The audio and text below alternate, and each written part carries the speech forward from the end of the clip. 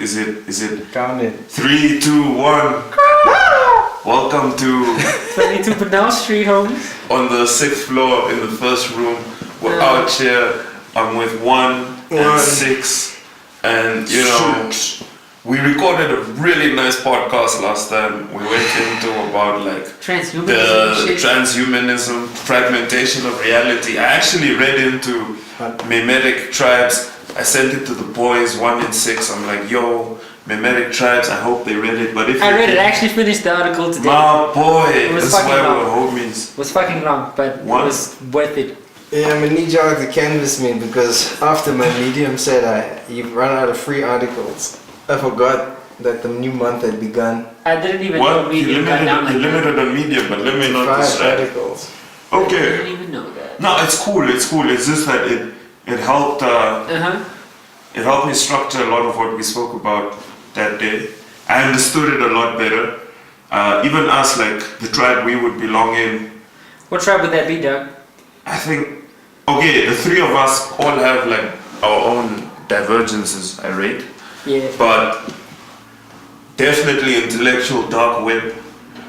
I guess. Me, myself, the optimist, that's Bill Gates, Jordan Peterson, and even the chieftains, that's what you call these figureheads, they can also be found in more than one Memetic tribe. That's true. So give the listeners a little bit of a breakdown of what this is.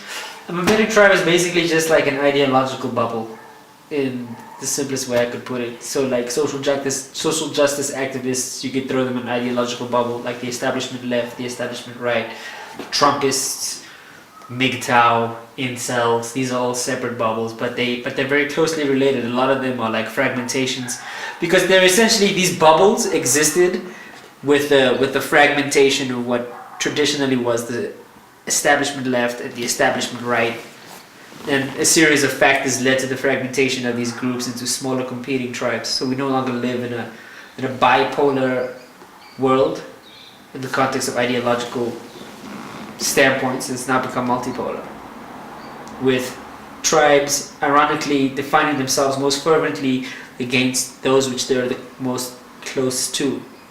You know, like how you have like the alt-light taking pains to establish that they just want to preserve Western civilization as a whole, as opposed to the alt-right who want like a white ethno-state, and they're like, nah, we're just like, Western civilization is the best, that's all we're saying. And then right next to them you have people saying, no, white people period are the best. You know, and like people are arguing over fine distinctions like that. Now if we were to go on the opposite end of the spectrum, look at like the Marxists in relation to the social justice activists who are pushing for identity politics. Like, do we put race and gender as intersections that take precedence over class position, whereas traditional Marxists would be like, no, class analysis supersedes racial and gender analysis, and they're like, nah. So that's like, we live in a world where people are fighting over very, very fine, nuanced distinctions of that level. And it's basically a free-for-all. It's a dog show. It's a dog show right now. And so the Memetics relates to, or this specific article you're referring to seeks to break down these various positionings that people take into tribes. Yeah, basically also explaining like how the cultural and political landscape evolved into this position from what was a traditional establishment left, establishment right dynamic. And they also tried to make they even have like an Excel spreadsheet outlining the values, the perceived threats, the telos purposes of each and every single one of the tribes that they deem as the most active right now, the most influential on a social level. Alright. Yeah. So you were saying 22. Now that we've canvassed just what this idea is. Yeah. You were saying? No, I myself was just impressed by the body of work. They proceed to try and predict where they think this thing is going to go. And now what I'm actually fervently looking for is these guys actually tried. First, they outlined this thing called it's spelled Noosphere. The Noosphere. Yes, and basically this is the realm where like our thoughts, collective consciousness, and and yeah, they actually try and map out these tribes, and that's now essentially what I am trying to looking for, because they put out like almost 70 on a little Google spreadsheet even. So yeah, it just tied in nicely with what we because on Saturday we envisioned, or rather I was backing the emergence of virtual realities and everyone being allowed to fragment, and number one was in contention with me. Yeah, the salient points that emerged from the podcast with technical difficulty on this specific. The last one. The last one. It was a good one, but what came out of it on this point is that I took the position that if you allow everybody, because we're not all going to agree on things, and you're not going to get people to agree on them, and we canvass the idea of finding some sort of authority to conclude when consensus has been reached, as a sort of mechanism to allow internet dialogue, for example, to be continuously constructive, so that we can all sort of consensus has been reached. All right, we will all now take in this lesson and move on. Yep.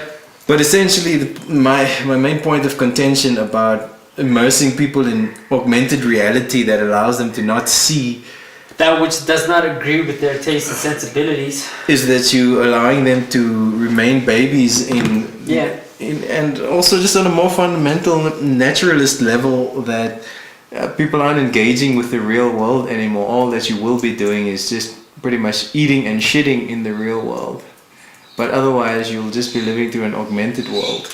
And I asked you then, how far away from that today anyways, how much of our time is spent within these virtual realities, merely now reducing the, as you put it yourself, latency between our engagement with our tech. It only seems natural to me. As we also outlined last week, not everyone will be a slave to this, and there's perhaps the danger of, and I'm sourcing, I think it was Zizek that said something like this. He said, in the wild, they're like these beetles, they get confused by like glass bottles on the floor, because these beetles, like the glass bottles, like tick every genetic marker of what these male beetles find. So these beetles would rather smash a glass bottle than actual female beetles. Yeah. Because of like a lot of them just died smashing these bottles. I mean, that's not very far removed from humans smashing plastic and silicone fleshlights. Yeah, so it's but humans are smashing those fleshlights because they can't get actual pussy. These male beetles have ghee waiting to be fucked around them. But they just can't tell that there's a glass bottle. Actually, am I getting this from the article? It's from that article. Yeah, like what's it even called? Like let's like plug it, bro. I have the article up.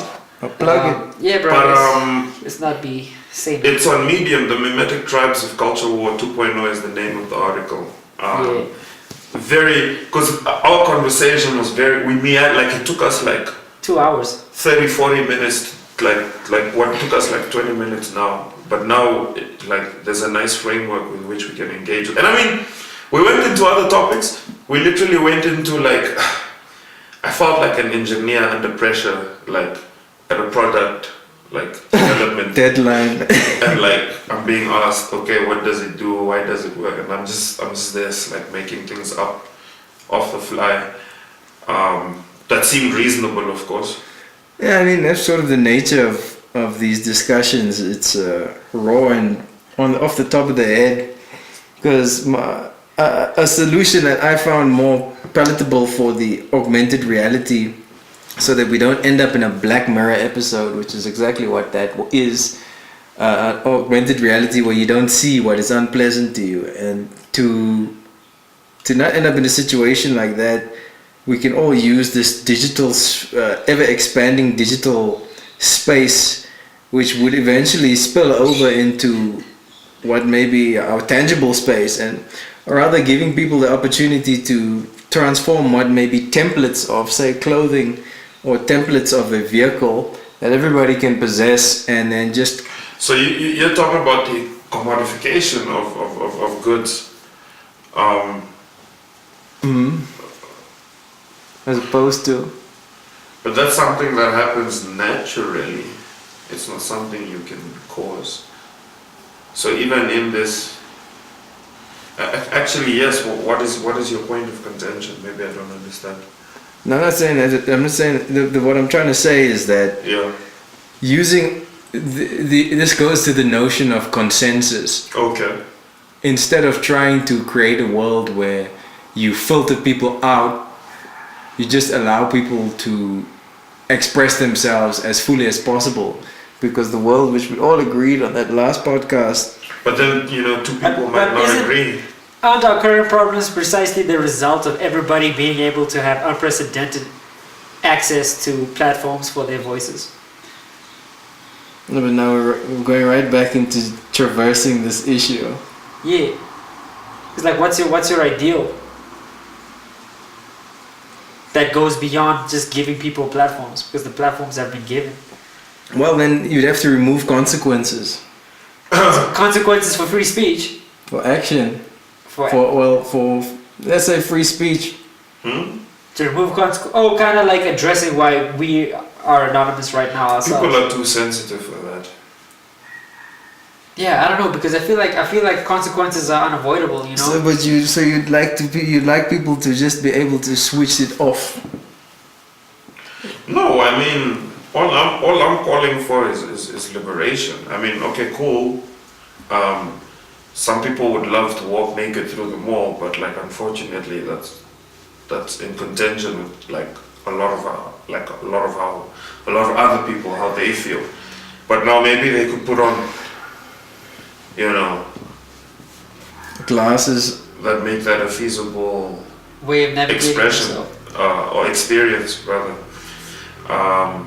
And it doesn't infringe upon anyone else. Yeah, but you see, the problem being that a lot of the times a feeling like that is associated with wanting to be seen. So if everybody can just switch it off, if everybody else has the option to just filter that type of obscenity out, then it completely takes away the purpose of a lot of people's the behavior. exhibitionism. Oh, I think that's a W. I don't think people should be doing things just because they want to be seen. Someone could call you elitist for that. How so? It's almost like, there's things I don't need to see in this world. But that's exactly you're what you're enabling. That's what you're advocating for. enabling, though. Of course, but I mean, I'm not saying fuck the real world. That's literally what you said last time. But that's what you're facilitating. You're basically implying that people should be able to say fuck the real world if they don't want to. Yeah, if why limit people? Why limit? Like for me, it's it's possible. Because if it's possible, why not provide it? I'm trying to create a sandbox where if we're really gonna baby people and allow them to switch off from the real world, then allow them to switch. Which is largely what we're already doing. I mean, exactly. So then allow them to fully switch off from the consequences of their thoughts, speech, and action, and then just create a complete virtual world where they can kill each other and do what they want to. That's far away, bro. But imagine the data that will be gathered. It's not far away, bro. I mean, people are literally spending their time right now, today, hanging out in VR. Dude, we're hanging out on the internet too, if you think about it. Yeah, but I don't know. I don't think killing someone's gonna be as gratifying if you know that they're not actually dying than if they were. I'm just speculating. But there comes a point where you also have to look at what movie was that? Ready Player One, where there's an element of investment in your digital persona. So there comes in Ready Player One, I think that loosely, I don't even remember if I finished the movie, but the plot is based on this idea of you're all plugged into this virtual reality video game, and the creator has set Easter eggs, and then somebody who then eventually finds something in the game can then something. Finds an Easter egg. Well, there are clues which lead to some specific thing that they must find in the game. I'm butchering this synopsis, but I can't even remember having finished it. But anyways, yeah. But in the context of what I'm trying to say now is that the players who die in VR lose everything that their character has accumulated. So imagine playing Skyrim for 100 hours and then dying once and losing everything that you accumulated those 100 hours. I don't think that's the end of the world unless there's some real world Yo, consequences for that. Yeah, but- that once again makes killing someone very gratifying. Yeah, but look how sad you were when your laptop almost died. Oh yeah. Okay. So if you're literally spending your whole like 80% of your waking life in a digital world, a VR world, living off your UBI. and you're just eating and shitting and doing the fundamental basics of survival in the real world, Okay. then you will be very upset if somebody. Okay, I see you. There are stakes in that regard. But then now my question is like, how do we create a game that would induce everybody to want to live virtually? And is that a danger of a scenario like that even coming into existence? I mean, the question I think is. Quite dystopian. There'll be a Is- flavor for everyone, man. I think the question is more broadly is just how do you, because we're in a sense already doing that, where we're engaging with each other at digital watering holes. Yeah. So the next step is really just adding a layer of technology to it, which firstly removes latency, which VR would be doing. So your engagement with people would be real time. yeah. And you forget how much data these people have, man. That's also, they don't know what to do with it. They know a lot, and it's just another platform for them to express. And they're just primarily using that data to sell you shit Yeah. and to sell some people. That's the keys I to, feel like they want to do manipulating more information. with it, probably. Man, why didn't they then? No. Why didn't they? Because right now the problem is that if we're talking about free speech, the problem is that these tech companies, Facebook and Twitter, are acting both as publishers and as hosts. I forget what the other term would be for a host. Yeah. In that they say now we're allowing free speech, but then they also then filter and censor. And moderate. Exactly. Yeah, they own the goods and the shop. So, I don't know where I was going with that. I was trying to get back to our point of this, of engaging with each other in virtual reality and how that becomes the common medium through which we interact. Not necessarily. I mean, me personally, I'm always going to prefer, all my friends are near me. I don't need Yeah, and I'm like, I think that's natural. I'm staunchly convinced that there will be a massive counter movement, and the people who we perceive who we're currently describing as getting sucked into this, I think it's a specific demographic. It'll be a niche thing. But another thing you also That's until there's real world incentive to participate in this. And what type of real world incentive do you hypothetically envision? Well, right now the incentive is for if we use our current day position. Social media there's a huge incentive for a business to be online. Firstly, secondly, there's a huge incentive for a business to participate in social media. So that's from a commercial perspective. There's already incentive. The social incentive is not necessarily as attractive in any way. I mean, I would would argue. just like clout chasing or ideologues trying to push an agenda on you. Which, speaking of which, I'm very excited about the idea and what Instagram is currently testing in Canada, which is to remove like count. And Yeah, I read about that shit. yeah, then what's gonna happen to all these Insta thoughts? That's very interesting. I don't know. Maybe they'll. Ooh, shit. Because no one's gonna know if you're popping or not. I see. Because That's a lot of people make decisions based That's off why I post on perception. stories so much. And then they can just become Twitch thoughts. Because Yeah, then there'll always be something. Do you know what's gonna happen? oldest profession. Videos are gonna go up because videos can still show views. So people are gonna start posting more video onto Insta. These guys think they're so clever. These guys think they're so... What do you mean think they're so clever? Aren't they trying to do it like a good deed? Yeah, is Nah, I guess they are, but trying it's to like improve at the same time, like them getting a lot more video content on their platform. It's also like... So are you saying that they're doing this But knowing that removing this is going both. to lead to a spike in video content? They're removing both. Oh, you also can't see views. Yes. If you can't see views, then fairer. They're real gangsters. They're real gangsters. Yeah, because it may, that would be the ideal situation in my case, but I doubt it, lead to a, I'm making up a word here, demetrification. Yeah, because basically the dude's rationalization was he wants people to focus on the content and not worry about perception. That's super cool, man. Yeah, I think that's like as an ideal to strive towards. Yeah, because Instagram is high school now. Dope, It's bro. just a popularity contest. Yep. Clout chasing. It's kind of also like for me anyways. It's like a journal. For real. For that you? that I'm looking forward to like rereading. I think that's kind of what they wanted it to be like. But let's be honest, bro. How many people actually engage with the platform? No, there's a lot of like. Sex will always. But like, how do I say, man? Yeah. I let go of that because the only thing that Instagram just used to make me angry because I'm just like, how is this hoe making so much cash doing this?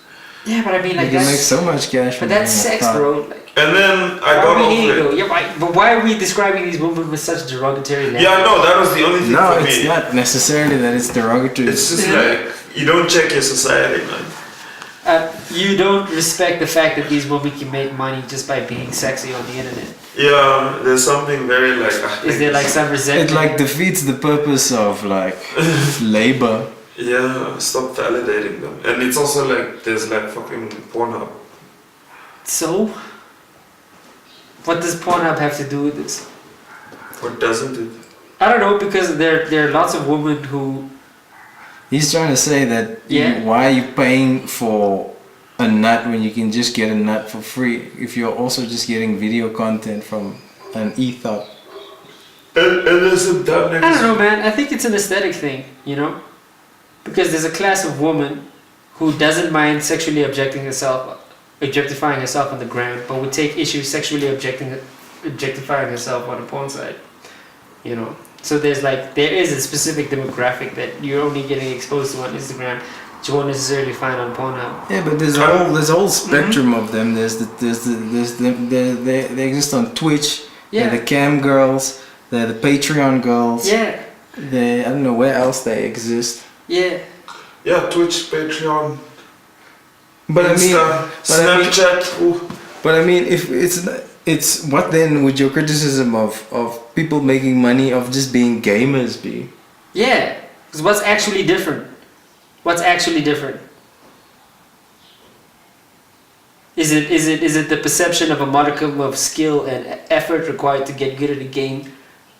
Those geese spend I also hours don't of really time. check the gamers, man, but I don't hate on them, I must say. Yeah. But I don't hate on, and that's also like. Because Why don't you there's hate on a them? disdain for E-thots. Yeah. No, I got over this disdain myself. Like It just feels kind of chauvinistic. today I don't identify it. I think maybe it was just jealousy, man. Frankly, That's what it sounds like to me, Doug. maybe it was just jealousy. If I'm keeping it 100. Yeah, but anyways, then I realized, man, their success it has nothing to do with me. It really doesn't, bro. So, yeah. Because if you don't mind Bethesda reaming online players of their mobile gaming shit, if you don't mind their predatory business practices and argue that the market should just correct itself, why can't you just treat these E-thots the same? If somebody's willing to pay for their content, does that not mean that they earned it? Bro. Don't shame, bro. Like I remember on Twitter, niggas were exposing E-thots, and I was like, stop that, niggas. What do you mean exposing? Just doxing them, dropping their real names and shit. I don't know, that just seems hella spiteful. That's just Hella spiteful. Yeah, man. Yeah, but we segued so hard from how to fix the problem of ideological bubbles. Like, how did we end up discussing E-thots from like ideological bubbles? We're talking about Instagram. And anyways, what's your solution to? Number 6, my solution to the ideological fragmentation. Yeah. Because you've only been adding counterpoints. I think it's gonna resolve itself over time. But it's just, I'm an optimist in that regard. But also, I don't think you can solve this problem without being authoritarian in one way or another. You sound like my dad. How do I sound like your dad, dude? No, you just do, man. My dad doesn't believe in democracy. No, I'm not advocating authoritarianism. I'm just saying that I don't know how it can be solved without a degree of limiting some people's freedoms or forcing people to engage in an activity that they don't really want to or ready to. You know, because how do you get people to empathetically listen to each other? Like, how do you get a Black Lives Matter activist to like have a charitable conversation with? Are you gonna get You stop funding you know? the ideas, man. Too many stupid things are getting too much funding. You don't need to fund ideas anymore on the internet. Oh, the things are getting funding. Of course they're course they getting are, but I funding, mean, like, but as you a don't need to fund it. But so who do you want to not fund these ideas? I don't know, brother. Yeah, I'm just saying. You see, now you've introduced authoritarianism. You want to force people to not give some people money in order to do. Yeah, but there needs to be There's no way a around this degree of transparency in economic transactions. No, of It's course. an oligarchy then if Zach is allowed to dictate how the ideological warfare plays out. But that's exactly what it is now. Yeah, but isn't that how it's always been? How is that different from now? How is that different from like 500 years ago? But I mean, the ideas move so fast now. But no, people are still being like, bro. Even if you watch movies these days, bro. Even like, let me tell you something, man. Yeah. Let me tell you about it. We all watched episode 3 here, right? Game of Thrones. Episode 3 of Game of Thrones. Yeah, Game of Thrones 3. They're going so hard to push this like Gusa yes narrative. How was that pushed? I just don't think, was the Night King really supposed to die like that? No, I think the context of how he died was fucking stupid. The fact that it was Arya who killed him, to me, isn't intrinsically problematic. It's just the context of how it happened. Yeah. Like you could have made Arya kill him in such a way more badass way. She could have actually fought the Chuck. Yeah, you know, But now she's out here. She disappears in like minute 37. Not it's too early. Minute like 47, 57 of the 100. episode. Something. And because I think it was an hour and a half long. yeah, so about 90 is then the hour and a half. Yeah. So it was like maybe like minutes. So she disappears and then she just drops out. Literally teleports. You know, out I of get nowhere. I guess she was an assassin, and I guess she was at the many-faced people. Nah, then why wasn't she wearing a face? Exactly. At least. Because I'm like, how your whole gang of your A1 Day One White Walker niggas are right there. And they ain't doing shit. They ain't done shit. How they missed this? entire How they series, missed bro. this? Yeah. Nah, but exactly. They and also another like. Nah, man. I feel like the sacrifices were made for in the name of entertainment, and I get. 100%. I think they sacrificed realism in order to create dope shots and unexpected moments. Yeah, like the Night King being impervious to fire. Yeah. I don't know. A lot of the decisions just felt cheap. That entire episode just felt cheap. Well, listening to the director's take on it afterwards, you can tell that these niggas are just trying to entertain. Yeah. And it's not really so much anymore about. But they're trying to entertain the fucking plebs. That's what happens. Exactly. That's what happens when hardcore shit goes mainstream. It's too big now. And here I am being a pretentious elitist in the nature of content production, but I don't give a fuck. I am a pretentious elitist in the nature of content production. Fucking making shit stupid so that stupid people can fuck with it. Fuck Game of Thrones. Sorry, that was a rant. So it's propaganda that one. No, I don't think it's propaganda. I'd say Endgame was propaganda, like how all the ghee just like assembled out of nowhere. Dude, I feel like that propaganda is everywhere. Like it was a moment. Everything is propaganda. Everything is propaganda, man. Did you see how America stood back up? Oh yeah. Kidding, we're not gonna do that podcast. We're not gonna be that. Although I don't mind indulging in that type of thought on occasion, because there is a lens through which you could create a valued argument that all media is propaganda for something. But there is a lot of Guza yes propaganda, which is what I'm going to call it on the internet, so the algos don't find me. But Guza, you're just gonna use what obscure slang. Just Guza yes. Guza yes propaganda. Guza. You know that this is gonna need to be snippeted What? and given an SEO friendly name, SEO? search engine Optimization. friendly. They call it Gynocentrism. I quit. That's what the algorithm. that's what the manosphere are listening. Let's get the manosphere up in this bitch. Let's get the manosphere up in this bitch. Huh? Gynarchy. That's what they call this shit.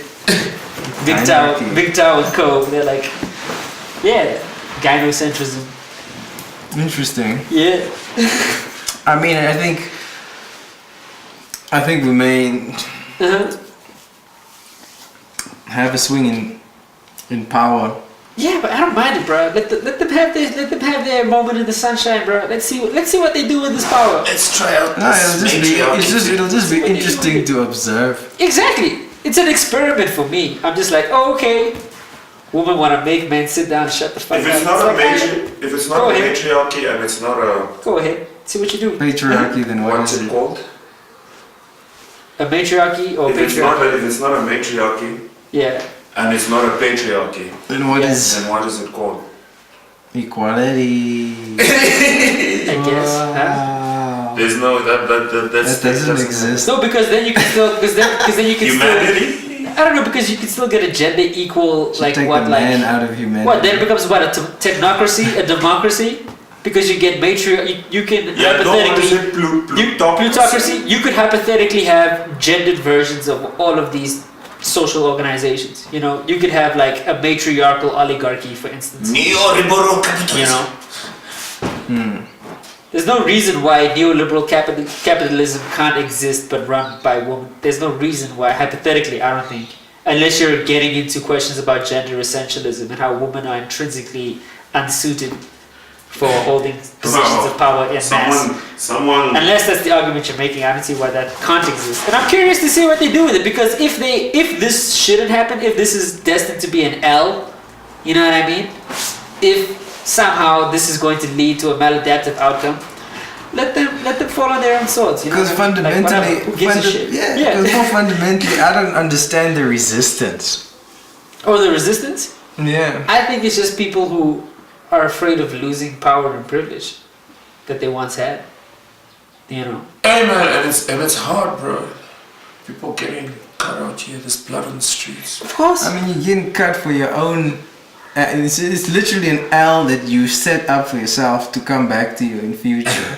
Yeah. So, like, I don't accept that as a reason for kickback. I just think it's a fear of loss of power and privilege. No, I think niggas are just also literally a lot of niggas have done a lot of despicable shit, man. Yeah. But that's maybe But also once a bit again, hard you set up your because own I app. also remember there's a lot of pressure I'm feeling, and that pressure is also literally just coming from there could be a hating ass bitch. Now it could be like, okay, why do you have a hating ass key? But you also have hating ass niggas too, man. Yeah, definitely. So but what's at the least difference? they can't slander me. But hating ass niggas can't slander you. No, not really. I don't know. Well, depending on the context, that nigga might be able to not give you a job for some frivolous shit. Yeah, like that's fine. Those guys don't even know me. Those are old jokes. I don't know, man. But there's a guy who could just be hating, man. It's And just, then do what? I don't know. You're not giving me any reason to sympathize with the hypothetical. Hating on what? What are you afraid of? No, I'm not afraid of anything. Then, like, what are you saying? I'm nothing. Yeah. Wow, it seems like you're holding something. 100% 22. It's kind of sad. Come on, 22. What are you afraid of? You have anonymity. You still can't even speak your mind. Still afraid. That's quite pathetic. That's quite pathetic. It means that you know that what you believe somehow, Will incriminate you. yeah. And also that like. Or that you know what's wrong in What some exactly? Yeah, exactly. Like how are you? Because that it's not. Is it hypocritical? inherently like? What are you like? It's like, what are you actually afraid of happening if you were? Are you like about to come out as something? Yeah, that's literally what it feels like. It's literally what it feels like. No. I feel like a Catholic priest get on with it. A homosexual. Why are you making me feel like a Catholic priest having a conversation with a homosexual, bro? Why are you making me feel like that? That's what I feel like. Why are you making me feel like that? Yeah, I don't want to talk about it. Boy. Okay. Shit. I want to be like I think that. I'm allowed that privilege. I guess it's just super weird. Yeah. We went through all these pains. You set all this up to like, just are you afraid of being tap like out of the snitched at, like in the conversation. future, like No, 7 years You from think now, this is like gonna be our edited? identities are discovered and somebody trolls through the archives and finds this clip and they're like, you see, 22 is a piece of shit. Crucify this asshole. Like, is that what you're waiting for? Are you looking out for what, like 2030 Public you? crucifixion. Oh yeah. Me, I don't want. You completely destroyed the momentum of this podcast. This is literally just devolved into us shitting on you right now. I don't even like what Yeah, are we I don't know. You guys. Like, where's this gonna go from here? Because exactly. you have now set up no-go zones twice. When did I do it? When did I do it the first time? In the last podcast, you wanted to cut out a whole section because you were afraid of backlash from a specific community. The specific religious community, which would give the likes of that Harris boy? What's his first name? Sam Harris. Give Sam Yeah, Harris. bro. I don't mess Field day with that clip. I don't mess with Muslims and Bitcoin boys, bro. These guys are dangerous. You don't mess with Muslims and Bitcoin boys. Bitcoin boys. Those, Why? Crypto Twitter is wild, bro. Yeah, but crypto Twitter has no political Those power. guys are How do you naughty, have bro. any fear of crypto? Crypto Twitter has no social currency. I'm not. If you boast too much, Crypto Twitter will come after your portfolio, bro. Oh, do you have a portfolio? I used to, man. It still exists. It still exists. I mean, but I don't understand the point you're making here. Like, what point are you trying to make? What's wrong with shitting on crypto Twitter? They are like the shit And of I don't Twitter even think that already. this is. But crypto Twitter isn't even what derailed this conversation. You're afraid of angry woman on the internet, essentially. Yeah. Yeah, why are you afraid of angry woman? Why are you guys grilling me on Do you this? think they're gonna ruin your Because career? you backed out of what was initially your idea, and your idea beyond. To record A and B, your idea was to put this on your own Instagram. And now you've let. what is now this that we've all conversation agreed about? and it's you. It's about you now. Yeah. This is what it's turned into. Oh, so this This is man just is the deathly feared. 22 dissected. Yeah. Yeah, I don't want. Scared of catching an L. I don't want. Scared of an angry G on I'm Twitter. gonna become stubborn now. Also, you guys are being stubborn. I'll also be stubborn. Okay. So you're so 22 is afraid of militant G on the internet. Basically. Yeah, which makes me curious as to what exactly it is that he doesn't want to say. Like, I think he probably has some deeply misogynistic view that he knows is misogynistic and wants to share but can't. That's what I'm gonna assume. I'm just gonna operate on that assumption that 22 is afraid of his closet misogyny coming out. So you've already been fucked. You guys are bored. No, it's just You're hype. already fucked. Yeah, I'm a respectful young man. Alright. Cool. Yeah. Cool story, bro. Yeah. Oh, you're not done. Okay, cool. There's no. These are just ad libs now. Yeah, so that there's no dead air on the recording. Pretty much.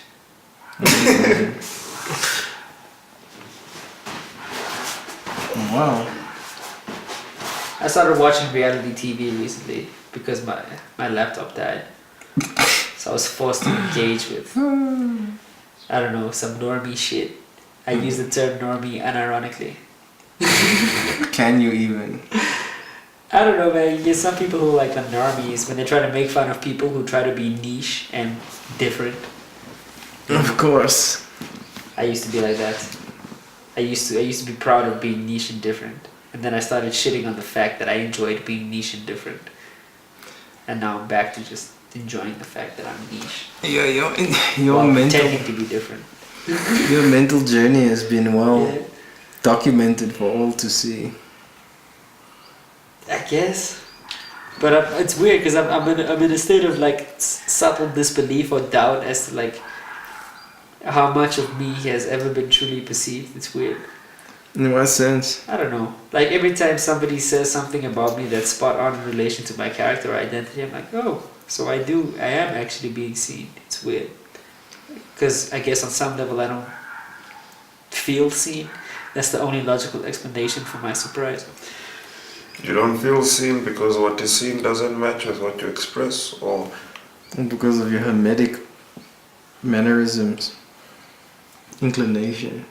or you just don't feel getting enough time to be seen. Or No, I feel like what is generally displayed,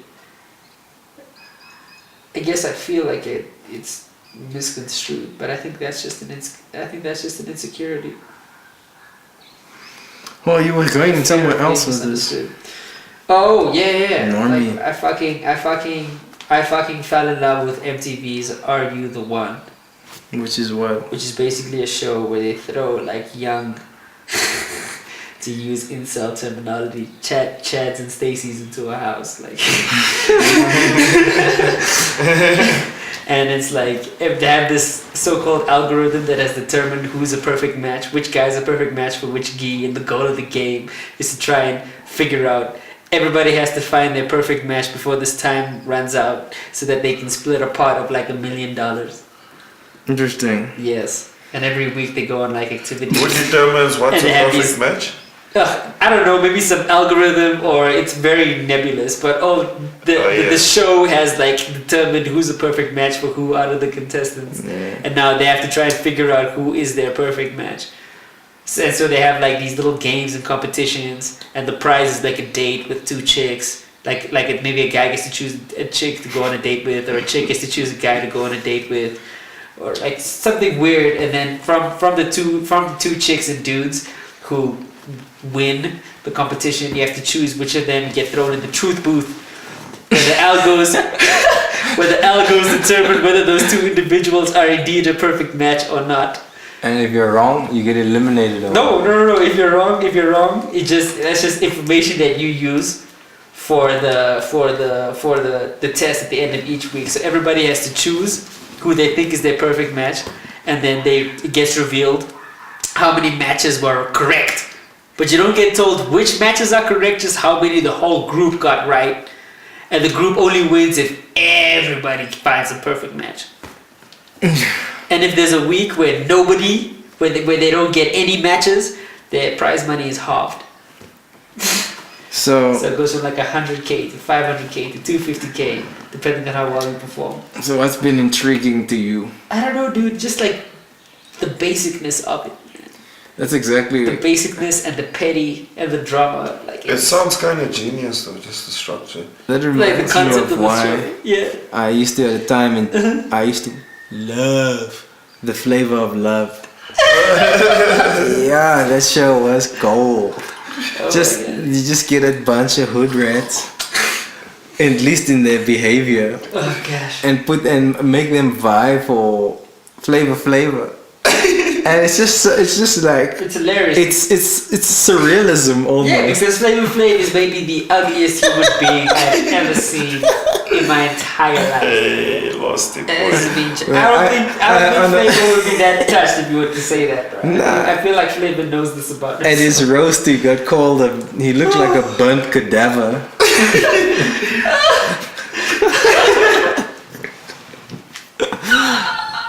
Yeah. Flavor. You look like what Magic Johnson should look like. It's amazing the lengths of like self-degradation that people will go to just for a shot at money or fame. Some clout. Yeah, it's amazing. It Do is anything for clout. even that's anyways. No, I don't like. Walk me through the fundamental. Sometime maybe I don't know where it is in my mind. At some point that I end up losing track of the rationale for these things. But why do people chase clout? Oh, because they want to feel like they matter. Probably because they have low self-esteem. Probably No, what because you they mean, man? Clout can get you paid. Yeah. So there Clout are, can so there are get you people who are paid. trying to eat off clout, and then you get some people who are just trying to get validation of clout. Because you get a lot of people who are already eating, but who are still chasing clout. Yeah. But I think A lot clout's of a trust beautiful fund thing, babies man. are chasing a lot of clout. Why? Anything Like- can get clout, man. Like that clout guy Like wrote Jake Paul. in that manifesto. He said the thing that got him the most clout was like what? A pic of an aerosol can he took while he was on the toilet, and then he posted it, and it went viral. I don't know what his caption was. So clout doesn't discriminate, man. But We're not saying that it does. yeah. We're just saying that there are a shit ton of people trying to find their aerosol can pick. You know what I mean? If I was a superhero, my power source would be the clout force. Because the interesting thing about it is that it's also just like right now it seems like it's a numerical impossibility for the sheer number of people chasing clout. To It's succeed. impossible, yeah. Yeah, but it's like that with like most things, though. Exactly. You know, But Which man, begs the question of why.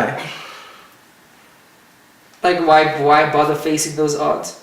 Yeah. Because everybody thinks that they're special. Everybody's the star of their own movie. And against all odds, what's the word? and against all odds, everybody wants to be that. You know, it's irrational belief. You know, it's irrational self-belief. Because you have nothing else to believe in a lot of the time. You know what I mean? Because if a lot of people, if they don't tell themselves that this irrational pursuit of fame has a possibility of working out, they have literally no idea what else to do with themselves. Or whatever potential option exists is completely unbearable. It's like if I don't get this clout, I'm gonna have to pack bags at my dad's grocery store or some shit. You know what I mean? Like, or whatever the fuck the equivalent of like a soul sucking. But clout don't matter, man. You know? Well, you literally just said cloud can give you money. I said it can, but also, man, now that I'm putting out content, you also deeply become aware of one thing. And that is that, bro, people don't care, man. Don't care about what? Like anything. Like they do, but like, it's hard to get clout actually. Like, because you're like trying to get people to care. Yeah, you're competing for attention, To basically. like you. So it's actually making me wonder how many like people are just Not even necessarily dead to but like. alive on the internet. You know what I'm saying? Like how many dead accounts must there be? Like they're lurkers, like, but let's say they got like 0 clout. What do you mean? Isn't that the So vast cloud majority of chaser all- gets- Yeah, so like I'm just saying, so like, and that's what I've been spending now. I'm in my 5th year of trying to understand this, bro, and I'm trying to figure out like, What? why do people want the things they want, man? Okay. It's, Well, that's an almost impossible question to answer because it's in completely subjective internal motives. I thought I could look at the trends to try and objectify it a bit, but even the trends is so like ephemeral, man. Anything. Oh, I don't know. the trends tend to become internalized. If you can collate enough data, pretty sure there's something. There's definitely insights that could be extrapolated. The nature of those insights, though, I don't know. I definitely because- feel like Netflix is onto that, man. Because another question you should be asking, at least trying to derive a control, is how many of these desires that we have internally are self-generated and how much are a consequence of our culture or community. Yeah. How much is it? Is it a consequence of our biology, bro? It's Yeah. also another one. And that's also a thing, man. That what bothers me most about the internet, man, is that, man, there's a lot of smart fucking people, bro. Smart motherfuckers, bro. Weaponized to make me want shit, bro. That's like their job. They're To paid. think of ways to make me Psychologists are want to spend more time on that involved shit. in Yeah. marketing. Yeah. It's fucking crazy. Ghost, that's like one of my mom's favorite movies, man. But anyways, Patrick Swayze, Ghost. Okay. Old movie. Yeah, I mean, like today I actively decided, and at least for the foreseeable future now, I'm gonna take Sundays off. Like this is necessary for the recording of this podcast, but otherwise, completely like off of at least my computer. That's where I spend the majority of my time, and then just read. I spend like an hour exercising today. Spend about 2.5 hours reading, which is 2.5 more hours than I would any other day. I see you. And it's been a good day so far. Usually I'd wake up on a Sunday. Usually I'd wake up on a Sunday and be like, fuck! Weekend is over.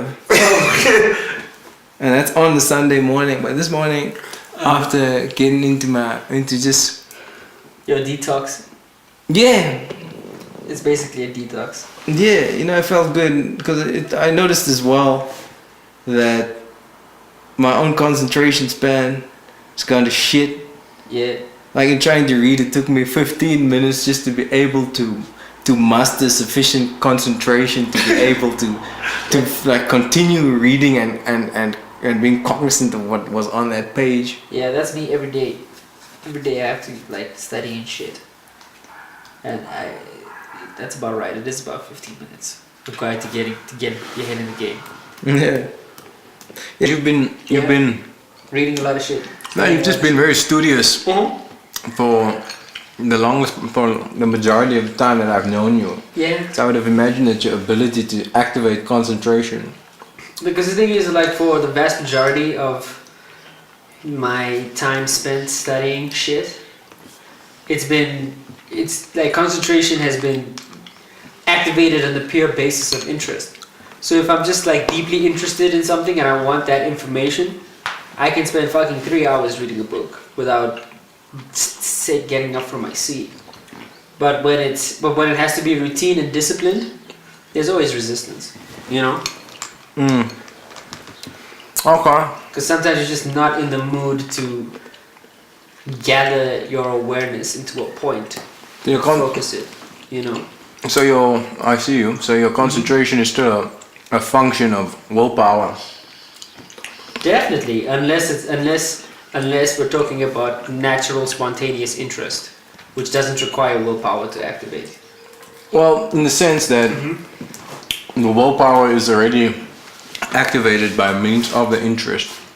Yeah, so you say like interest spontaneously activates willpower.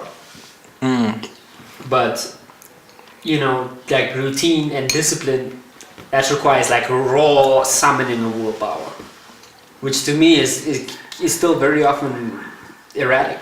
Like I can't always like get into the groove every single time I attempt. Although my success rate is increasing over time. You know, it went up from maybe 5 to 10% 3-4 years ago to like 60% now. 16. 60. Oh. It's still abysmal. It's like a little over half the time I try to concentrate, I succeed at it. I mean, I have like 0. Maybe 70% on a good day. Yeah. No, I have like 0. No internal willpower generating mechanism or capacity. yeah, willpower generating capacity, but That's insane. How do Really? you function like that? That sounds fucking insane to me. but like Like, So you just I have unlimited willpower. If I'm told what to do. if you're told what to do. that's not willpower, that's like subjugation, bro. Yeah, dude, because I can also concentrate on something if I feel like I'm doing it for someone else. Like when I have the fear of letting other people down on my back, then I can fucking concentrate like a monster, bro. You know what I mean? I can learn shit that I really want to learn to do relatively quickly, relatively consistently. But when it's just for me, I don't know why, it's weird, but when it's just for me, it's not the same, and I don't know why. Oh, maybe Yeah, because he's captured it. maybe because you feel you don't need to exercise. Maybe because you can forgive yourself, but when it's other people, then it's like in different contexts. You could either be letting them down, or you could be actually causing a significant problem for someone. I hate inconveniencing other people, and it's so fucking compulsive to the point where if I'm on the road and someone's speeding up behind me, I'll speed up just for their sake. You know what I mean? Yeah. If somebody's standing behind me in a queue and I can sense their impatience, I'll be quicker in my transaction just for them. And it happens so fucking spontaneously in the most mundane of situations. It's built into my nature. It's very, I don't know, maybe it's a bit neurotic. I think it's a bit neurotic. So then, what would you say the effect Because if you could somehow posit a measure of your concentration quality, what would you rate that as? Oh, like not the capacity to summon it, but once it's been summoned. Yes. A 10 out of 10. I can read something once and fucking remember it for weeks afterwards if I am fully concentrated. You know what I mean? I would say that the only people with a higher concentration level than myself, when I'm in it, are like, you'd have to be a monk or some shit. You'd have to be somebody who has turned like their life into a discipline of the highest order. You know what I mean? Like I don't know. That wouldn't that be the next step that's missing in your... Yeah, to develop that level of diligence and consistency. What I'm missing right now in my life is consistency. You know, because to be able to still be out here functioning on that sub 50% success rate says a lot, you know? Yeah. So I don't know. I don't know what would happen if I reach maximum consistency. But I'm aware of what's required in order for me to reach maximum consistency. I have to become extremely stringent with what I live, with how I live, and what I consume on the nature of like basic substances, like fucking carbs diminish my capacity to concentrate. I'd have to stop drinking because what I drink, even if it's just a little bit, the next morning, I'm derailed somewhat. I'm not sharp. I need to be getting 7 hours of sleep consistently every single night. You know what I mean? Just to like stay fresh. Because if your sleep patterns are erratic, your ability to concentrate slowly becomes more erratic as well. Like, it's a level of regimentation that I don't know if I'm ready for on a psychological level. I see you on... There's a certain threshold you need to cross. Yeah. Just like for me, I've never been able to get into martial arts. Because I can completely comprehend exactly what type of discipline in my life is going to need to go into that. I'm like, I'm not willing to make that type of sacrifice. Do you know what's fucked up, bro? I almost feel like I'm in a situation where if somebody like threw me in a sackcloth and sent me to like a fucking army camp, that would actually be in my long-term self-interest. I genuinely believe that. But am I gonna go and join a fucking army regiment? Force. No. I would never do that willingly, but I know that it would actually be in my personal best interest if I learned that discipline, if I was forced through that. If I had to spend like a year living like a fucking soldier and I would come back and attack civilian life, I'd be a fucking savage. How could you want to do that? You'd be cock hardcore. You'd be unbearable. Dude, insufferable. Exactly. I'd be alienating as fuck, bro. Alienating as fuck. Just making his bed. I think we all have the capacity to become like that, like hardcore. But I legit wanted to do that. I wanted to spend a year in the military after high school. But I was just advised against it, man. By whom? By why? Ironically, Six's dad was one of the people that advised against it. Interesting. Do you know what's ironic? Yep. Six's dad. My dad. I'm 6. I am 6. My dad actually floated the idea to me at a certain point in time. What? He told me no. Really? Yeah, but that was in like 2016 or 17. Now we're having this conversation literally 2010 like these are. Like I don't know if I'm going to essay, I don't know if I'm staying. Oh, 2010. No, he hit me with that shit like 5 years later. 5 years later, then after you had that conversation with him. No. Well, what was the rationale? I'm like, yo, join the military for a year, make some money, buy some tech, chill out. Six's dad was like, nah, bro, this isn't like America.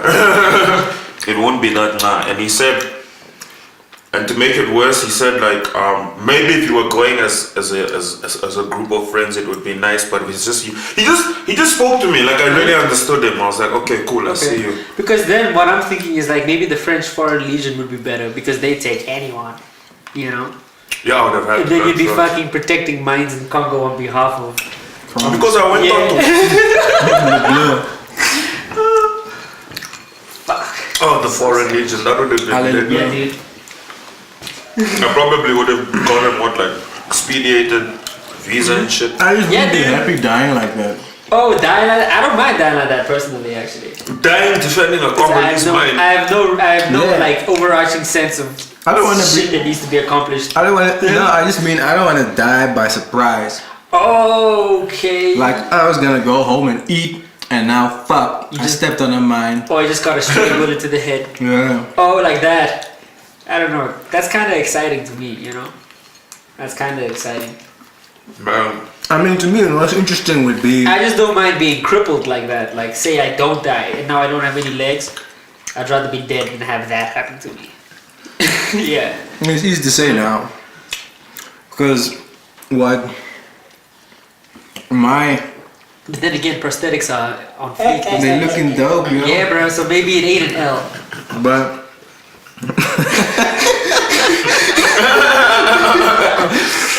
Yo. Continue. yeah, man.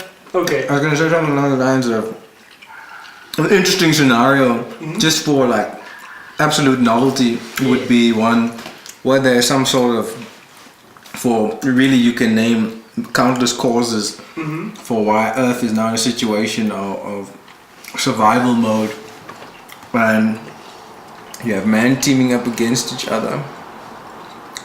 I think it would be just interesting to be involved in. But it's easy to say from an outsider perspective. Until you're actually there. Yeah. And now you have to walk 20 kilometers and then you have no choice in the matter. You're Yes. marching right fucking now and you have no certainty as to what you'll find at the end of that march. Whether you'll make it. No, you will watch people die and have to look at them and be like, yo, Chucks, we have to continue. What do you think that does to like the psyche, in the sense of, I think now we are also, of course, exposed to death. Maybe in a lot more of an offhanded way, in the sense that we're exposed to death. Like you, other time were remarking that you are now desensitized to watching gore, but that's because you're watching it on a screen.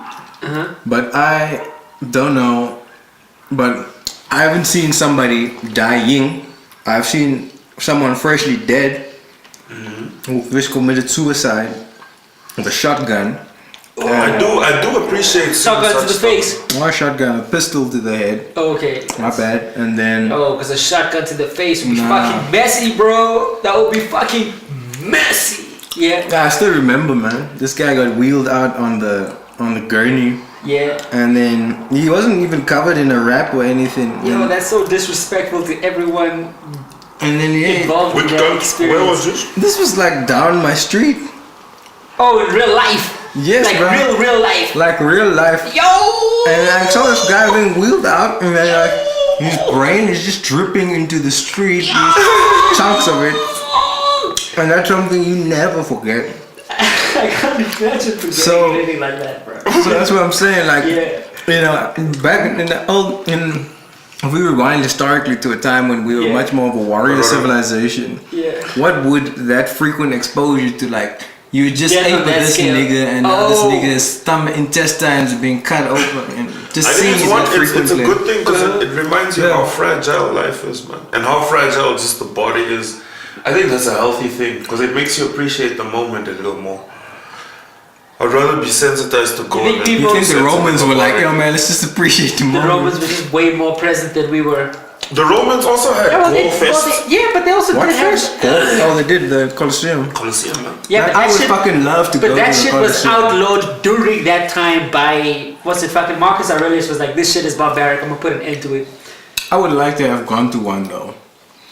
Like if I can just abstracting myself from the idea, it's sort of like strip clubs.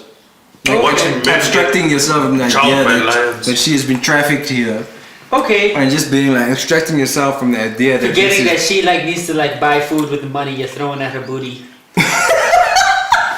You know? And that if you don't throw money at her booty, she might not eat tonight. You know? Like Prophet Gucci Mane That's like said, third world strip clubs. yeah, man says- third world strip clubs are not a pleasant experience. Like fucking Manila strip club. Gucci I don't know, Mane. dude. It's raw and it's gritty, but No, I can. I'm reminded. I can't decontextualize myself in a third world strip club. What do you mean? Oh, you can't. Like I oh, can this still is- see the poverty and struggle. I don't want to Okay. see that. No, but we were at like we went to third world strip clubs in third world like semi fourth developed world. neighborhoods. You know what I mean? Oh, we. Yeah. That was fourth world, bro.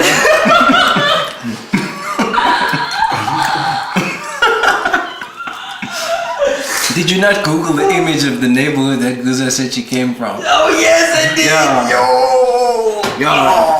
Yo, that's poverty. Where was she from? Yo. No, this Let is me- like Manila. Just pull up a young search. Is it Tubang or something like that? Tatuban or something like that. Just Google Yo. like Philippine ghetto. Yeah, bro. Just Google like Straight up, bro. Philippine, a Manila ghetto.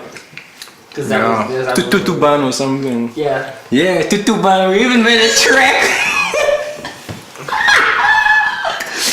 Which one? I mean, just say Tutuban or something. Manila Tutubang. Get a glimpse of that shit. Yeah. I mean, And I actually paid. Yeah. Would you believe me? That was the first time I ever nutted in a woman. I was a stripper. Night market tutuba. I mean that actually is a practice. Didn't that used to be an ancient practice? A rite of passage Yeah, introduce your son to a to a whore. yeah. Yeah. That's some people still do that shit today, bro. Yeah. Like fucking like New York hedge fund savages. Shit, I imagine there's an element of like fucked uppery about it. Like he gets to kill her afterwards or something. Oh, like now we're going back to like ancient Rome or some shit. No, I mean like a billionaire. Oh, Just like hey, you can Jesus just can Christ! kill her too. That's like full trauma. I don't think that has ever been Ain't the too norm. bad. I don't think like in I don't modern know, but it history- could happen. Hypothetically, but like that, like I think like the context in which that happens has almost always been a what the fuck to everyone else involved. I mean, you get Yeah. some kids, bro. I've myself encountered some kids where you're like, yo, this kid's on a fast track to being a psychopath. Oh, like you're saying like if that kid was put in that situation, he would With fucking- wealth, yeah, then he'd be fucking- excited to. He'd fucking relish it. Yeah. And be like, Dad, you're the real one. I'm on one. Oh my gosh. Oh my gosh. Yeah. But the Romans did have fucking weird norms. Apparently they had no like gender segregation with like baths and toilets and shit like that. Everybody just pissed and shat in the same place like it wasn't a fucking big deal at all. You mean like what we're trying to do today? Yeah, I guess. Gender neutral bathroom. Yeah. Cause their argument is basically like, can't you just be a fucking adult about it? You know? Why you turning it The into... thing is, it's also like letting big men use the bathroom with little girls. Yeah, well, back then you could just Okay. kill the chuck. Because now you have introduced an interesting variable now, because the trials that they were talking about, like I think this was the Eddie Izzard interview with Joe Rogan. Eddie Izzard was mentioning how like gender neutral like locker rooms at schools have less hazing in them than segregated ones. Okay. But this is just like early trials and shit, and I have no idea whether that's actually true or not. That's just what Eddie Izzard said. But now when you introduce the concept of like a 40-year-old taking a piss in a bathroom that a 5-year-old has to walk into, Yeah, because I that's imagine, wild. at least from the Yeah. depiction of Roman civilization, I mean, Yeah. they would say Uh-huh. Rome is what brought us our modern conception of law. But Our conception of law, sewage systems as we know them, was first done in Rome. Yeah. yeah, so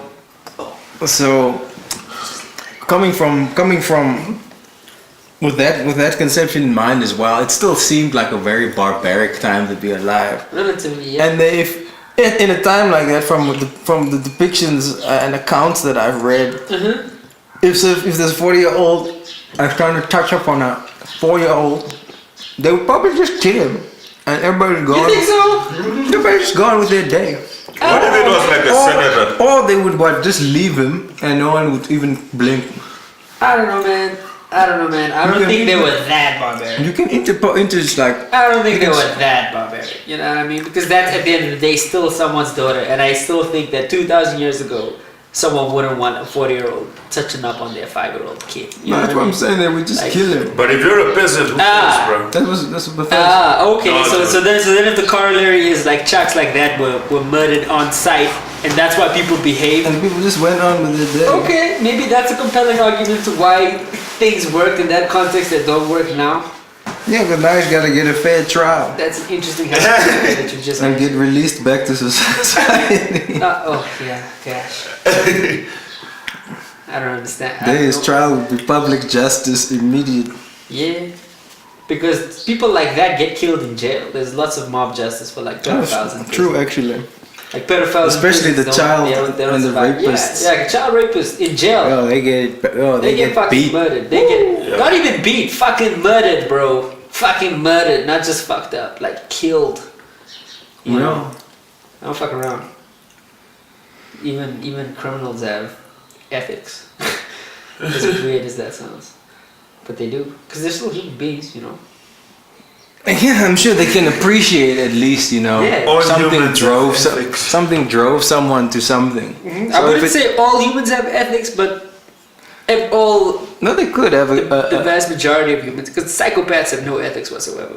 Oh, I see what you mean. So like, people with clinical issues aside, I guess you could say all humans have ethics. A set of ethics. Yeah. Yeah, because even like gangbangers do.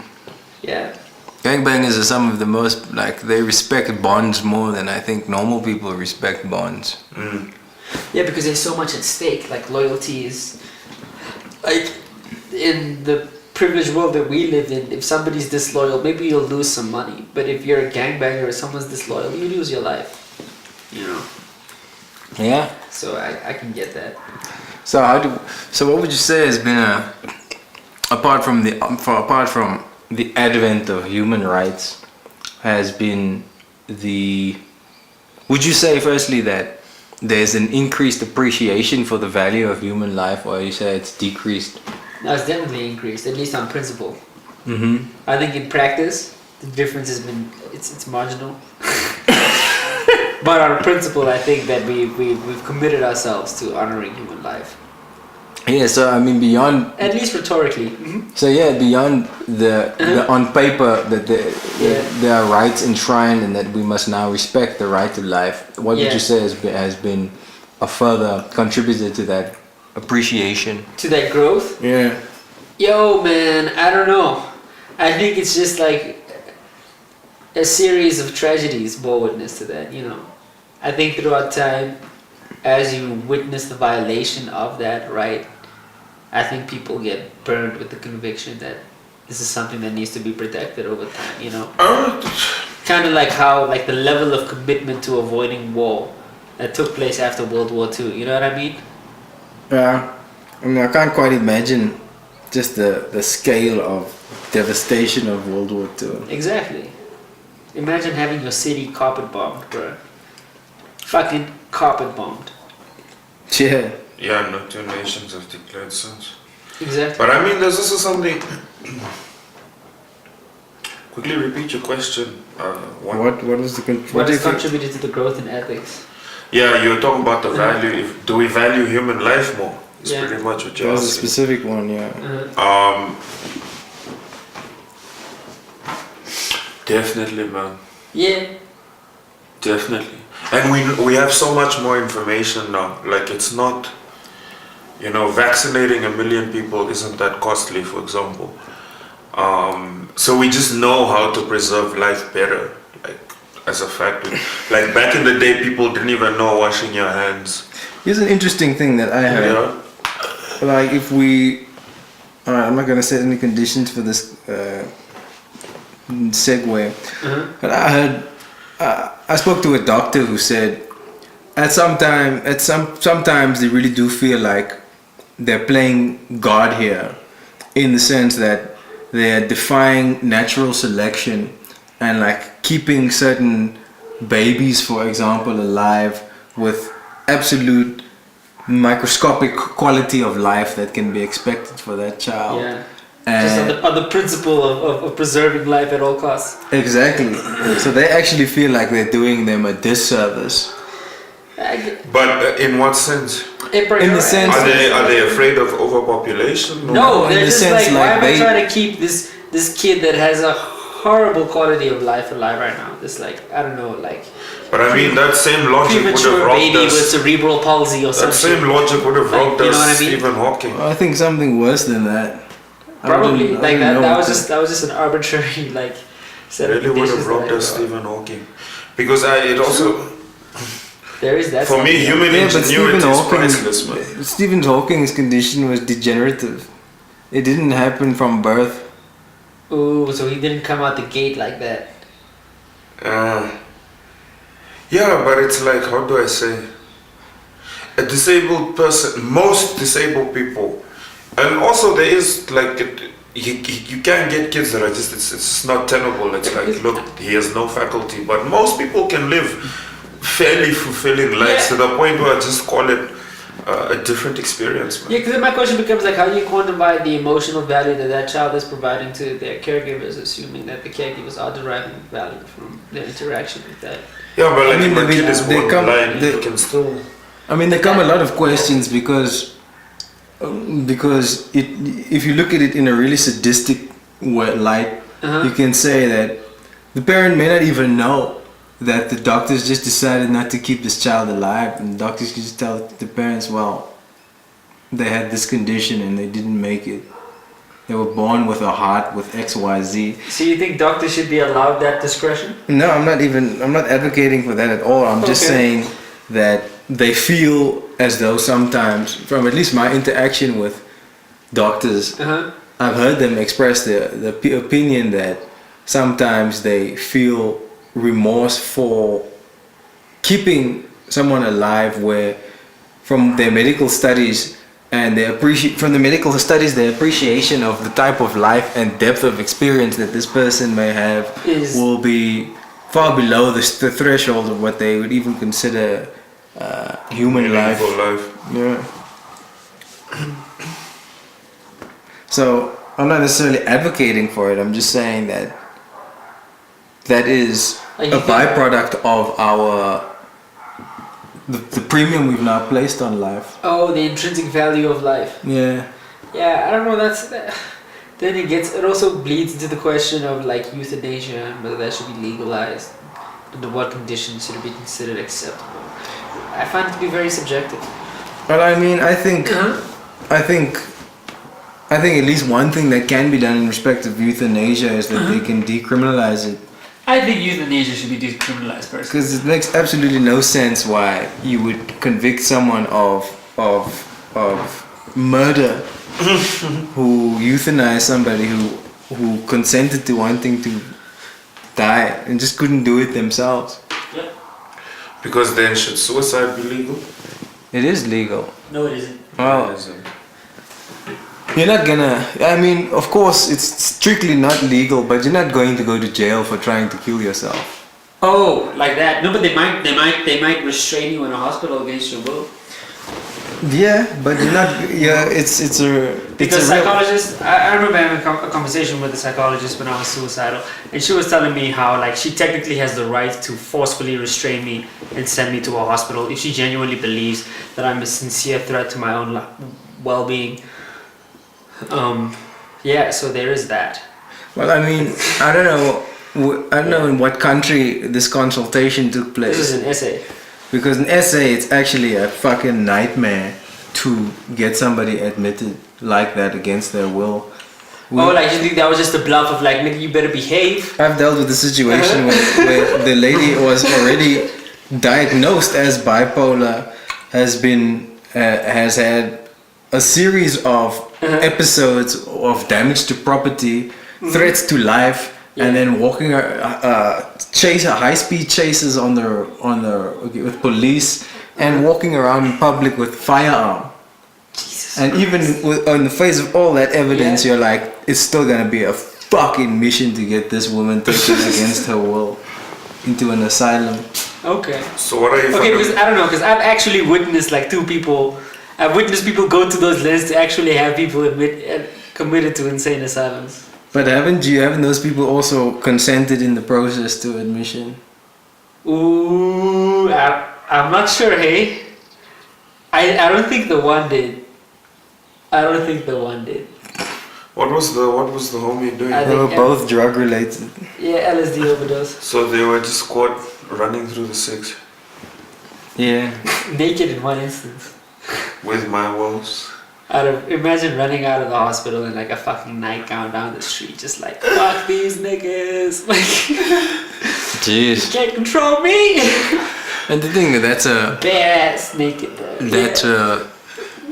a spectrum of Gas pedal. Yeah, so they went through the admin to get them admitted, but I guess it's different if it's like your parents and if you're like young, than if you're like 38 years old and nobody really wants to take responsibility for you. I guess you know what I mean.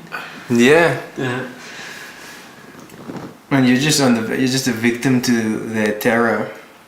Yeah, fuck.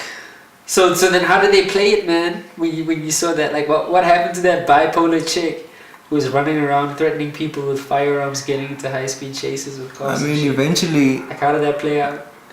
I mean, there were like 3 simultaneous court cases against her. Oh, gosh. And then Uh-huh. in the one court case, which was a criminal case, Uh-huh. the state itself actually said that she must be sent for observation. Okay. And So surely it's simple after the state mandates it.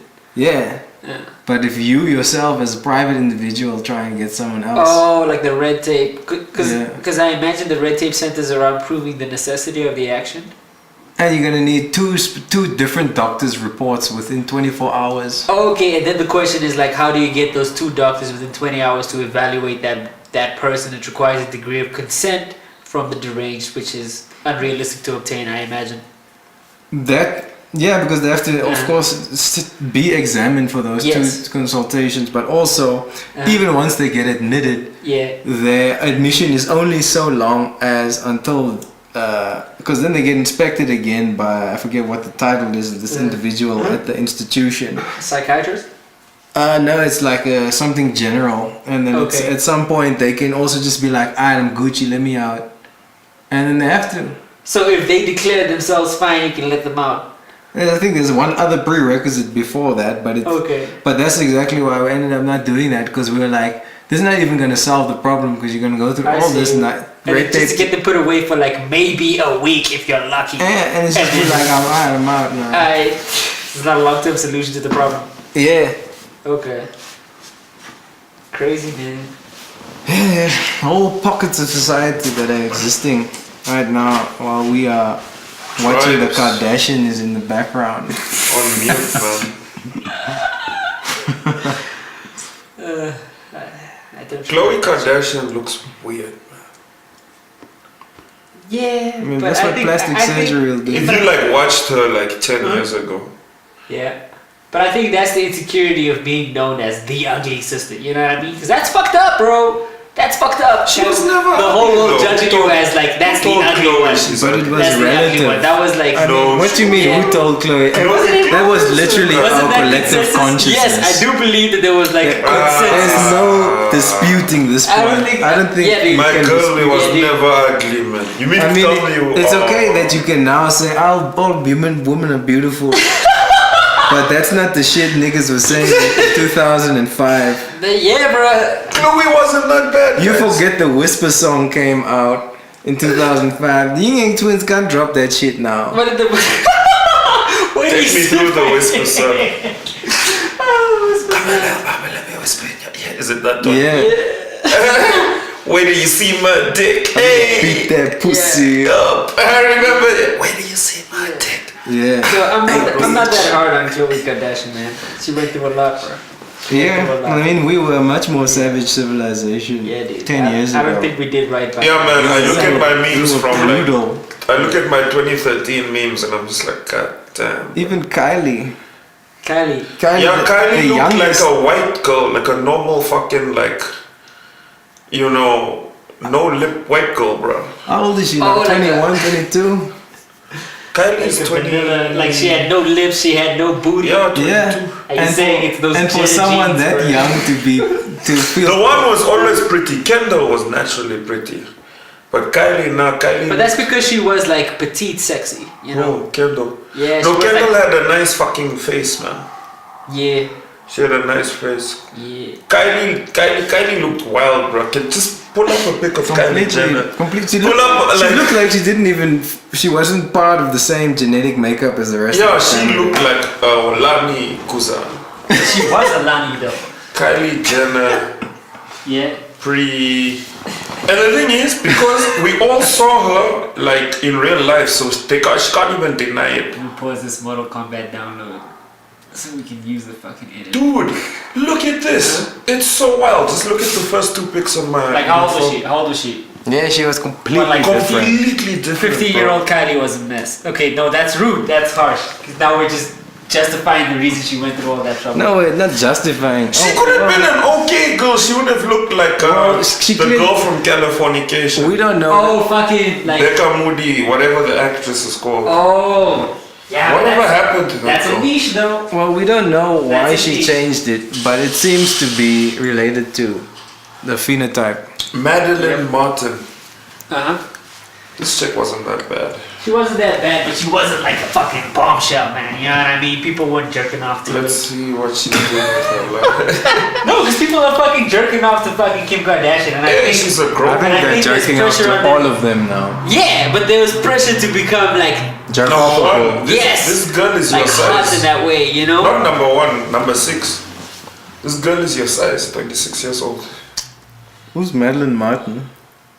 She's the girl who plays Becca Moody. I'm She's trying to Hank figure Moody's out daughter, what man. she's Is doing. that show over yet? No, No, it it finished. only has 7 seasons done. 8, bro. So is it done? Not even 9, was it not 8? Yeah, it's done. What happened? Where he met his son. Spoiler. Yeah, Mr. Spoiler alert, Californication. Very last episode, it's his daughter going on like a Euro trip. The daughter's getting married, isn't she? You're actually that old already. Yeah. Yeah. No, she was like 19 or something. Because the last thing I watched is as usually his life implodes at the end of a season. In that season, it seems like he was actually going to have a good thing with his wife or ex again. But then it was the illegitimate child. Yep. Oh, okay. What season is that? I'm assuming- 6. I think that's 6 or 7. You're close to the end. You're maybe 1 season away from the end at that point. Okay, so then Yeah. the final season is what, that illegitimate child, I think so. and then what, his life is just shit. Nah, it's okay. He becomes a TV show writer. Whoa, that's somewhat meta. David Duchovny is a legend, man. Yeah, apparently he had like I don't know, was he a sex addict or something? Like, Becca Moody's out here, man. She's Well, working. they chose on the a right guy then. television. character Hank Moody got to him. I remember 2012, that was 2011, that guy was an inspiration for me. Yeah, man. That's why I keep wearing black shirts and black jeans. But I don't know, like That's LA though. yeah, I fucks with that aesthetic though. I don't know. I think it might be hackneyed at this point in time, but like But at some point Not he was just too aesthetic, I was old, just- man. I I was just can't watch a dude in his 50s Yes. just in Walla. Like, like he's in warehouse. But you can clearly see he's a 54-year-old man. Yeah, you see, that's exactly what I meant by saying it's LA. yeah, You know? I have to Is move there- to LA. it's Can you live like complete- that in LA? yeah, I mean- you definitely could get Yeah, away with absolutely, a variant bro. of that degeneracy. Yo, man, I think I want to live in LA. Really, Just because of that, I don't know. I still riding this degeneracy wave. Yeah, At that point in man, time, enjoying the decline. Yeah, I don't know, man. To me, that's like proper nihilism, man. In order to live like that, you have to have sunk into some genuine nihilistic. It's not easy indulgence. to live in LA. You need to make money, bro. Yeah, but I mean, Because the but like, culture is clout. Yeah, man. Cloud for me. It's for me that feels a lot more than most bullshit we have to deal with in our day to day, man. What, like getting a job? Yeah, you know. So you'd rather get clout over.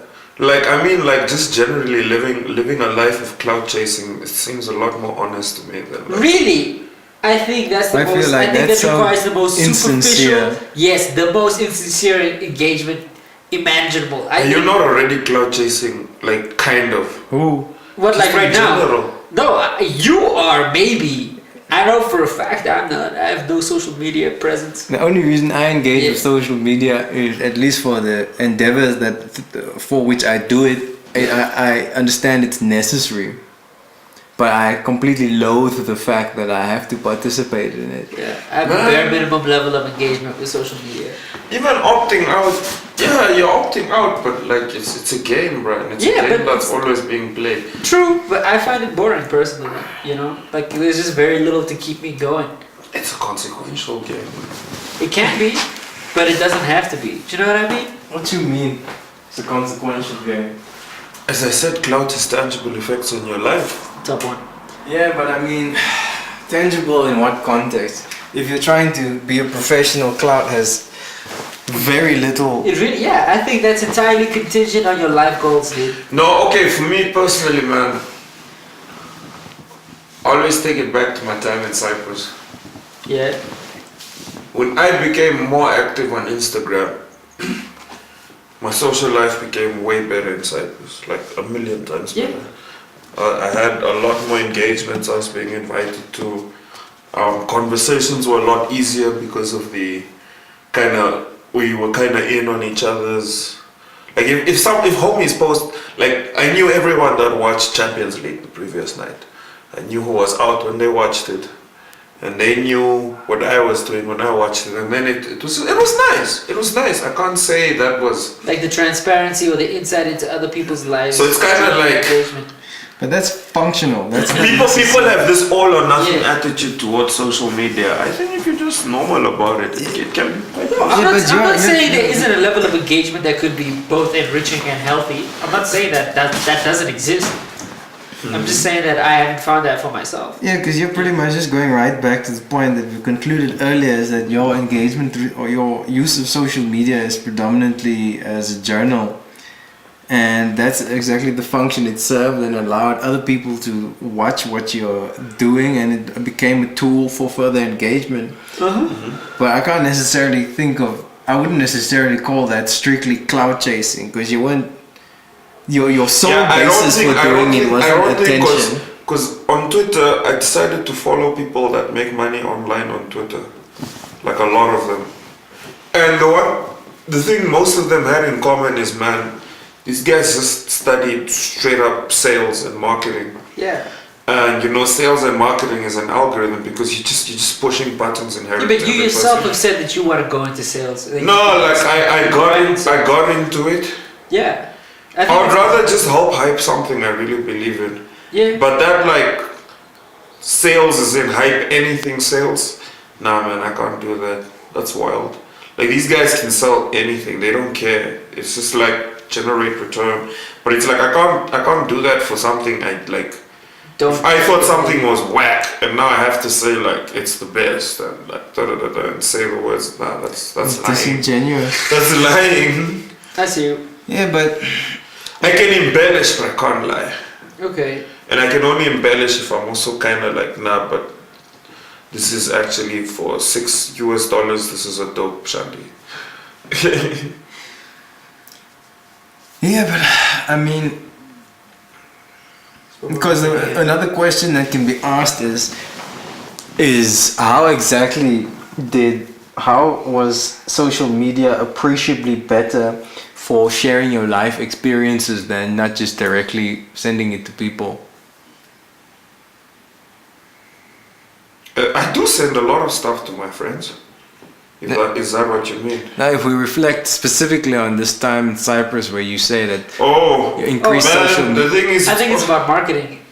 And also it's like man, I got to engage with people I would have never engaged. Like there was no way me and this guy were ever gonna have an organic conversation on campus. But because of the marketing. But now it's like he was like, yo, I saw you at Shamrock last Yep. night. I was there last week. Yep. It's like. Yep. Marketing. That's all that it is. And another nice thing is, dude, I was also living in a country where this is actually facts. I'm talking from the heart now, man. Yeah. A lot of the homies, we really couldn't understand each other, man. Chucks could only speak Turkish. Chucks could only speak, Arabic and English. But like people knew my archetype, man, which is very nice.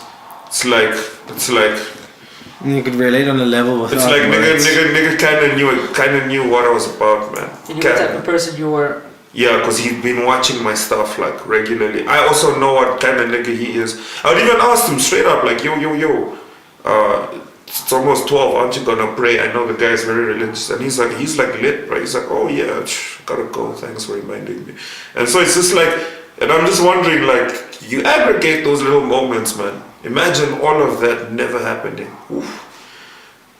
Yeah, I mean, naturally, you're also somebody who places premium on those type of moments. Yeah. They're real, man. I'm not saying they I'm are. not saying they're not. We're just saying that that's something that you value.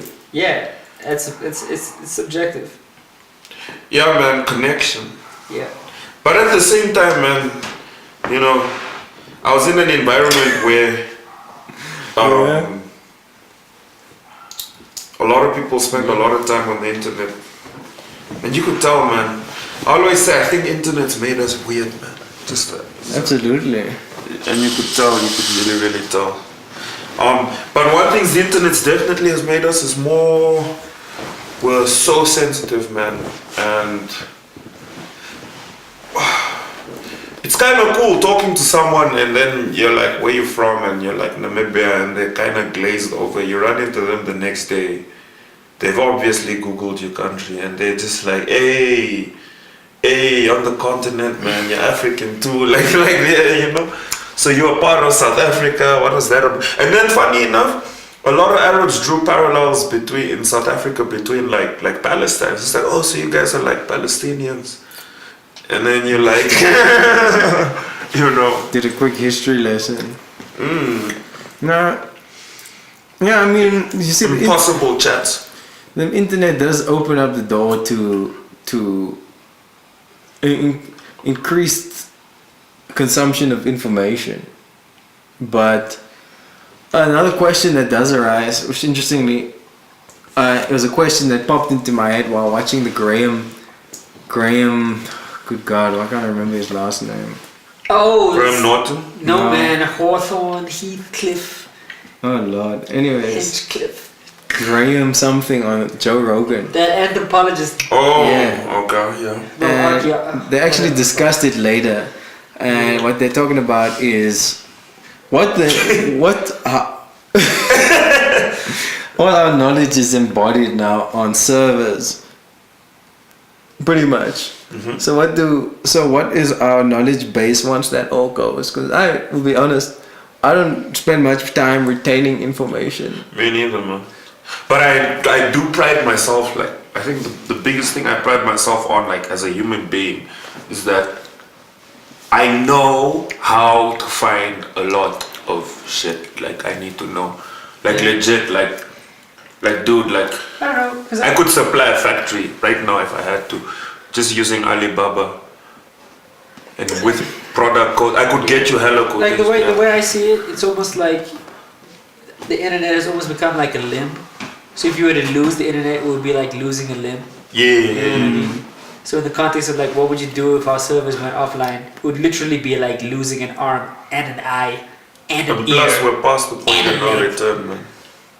You know what I mean? Yeah. I mean, to conduct yourself without those things. Because we're just going to be putting more and more of everything on the internet. Yep.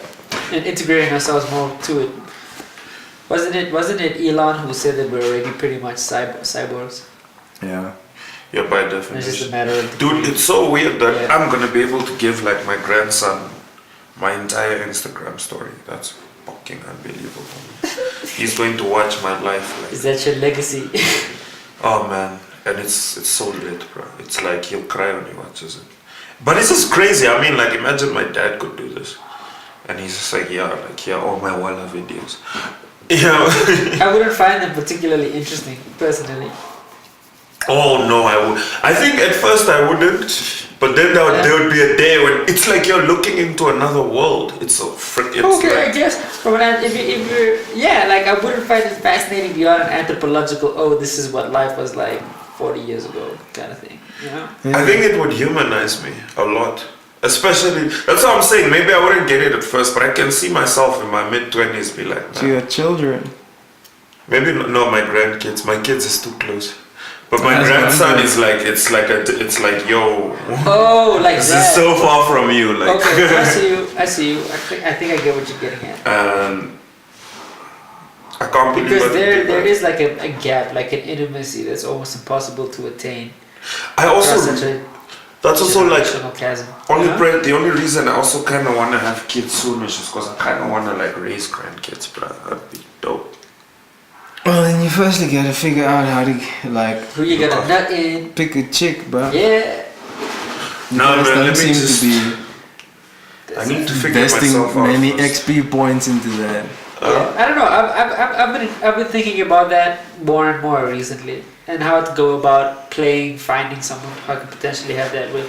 What my criteria actually is at the end of the day, like you know what I mean. Like when shit hits the fan, what is actually acceptable to you? You know what I mean. What would you actually be willing to settle for? Yeah. I need to date a bit more to have. Yeah, but like, Better are you even? Is dating even on your radar right now? Honestly. Yeah, because you would need to. I think the first it thing that requires a reorientation of how you speak to women, huh? yeah the first level of the first No, man, I think a convergence can be attained, first of all. In that recalibrating how you speak to someone. But to continue. because I'm working towards the point that I don't want to say standards are too high, but they're unrealistic Yeah. in the sense that the standards you're setting for acceptable qualities. Yeah, so that's why I've changed the nature of how I think about it. Instead of being like she must have this, it's like no. How do I put it? I think there's like a bare minimum, but also what I like exploring these days is like how much can I tolerate. You know what I mean? I went through that phase. Yeah. So that's how I'm framing it now. Instead of her having to have some qualities, it's like, what qualities must she not have, kind of thing. Yeah, because the whole experience of being and sharing with someone is different to the abstraction of specific qualities that are desirable or undesirable. Because That's my problem, man. I don't even know, like, I try not to get too qualitatively analytical about it, I suppose. I mean, I definitely see where my boy 6 is coming from. Yeah. In kind of like having boundaries is essentially what he's laying out. Yeah. I think that's healthy, that's normal, but it's also like, in my experience, it's also like